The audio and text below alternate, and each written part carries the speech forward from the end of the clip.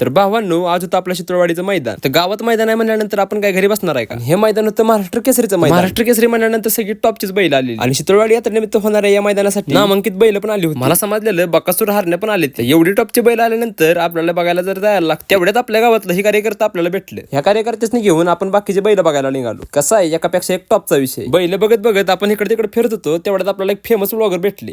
या चेहऱ्याला तुम्ही बैलगाडी क्षेत्रात बघितलंच असेल, ते म्हणजे सुयश थोरात. त्यासनी भेटून झाल्यानंतर आपल्या गावातलं आपलं पब्लिक भेटलं. पब्लिकला घेऊन आपण गेलो बकासूरला भेटायला. कसा आहे आपला बकॅडॉनला बघून झाल्यानंतर आपण गेलो हरण्याकडे. हरणे आपला निवांत आराम करतो. 500-550 गाडी आल्यामुळे मैदानात यात्राच भरली होती. उर्मिला ताई पण बकासूरला आमंत्रण देण्यासाठी आल्या होत्या. तेवढ्यात आपल्या सेमीफायनलचा पुकार झाल्यामुळे आपल्याला तिकडे जायला. तिकडे आपला कॅप्टन फायनलला पात्र झाला होता. फायनलचा विषय होता, त्यामुळे आपल्याला बघायला लागणार. फायनलला बकासूर पाळणार म्हणल्यावर गर्दी तर होणार. शेवटी बकासूरनं चांगल्या अंतरानं मैदान मारलं आणि शितळवाडी मैदान महाराष्ट्र केसरी 2025 चा मानकरी शेवटी बकॅडॉनच झाला. आपल्या निमसोड गावच्या कॅप्टननं पण 6वा क्रमांक पटकावला.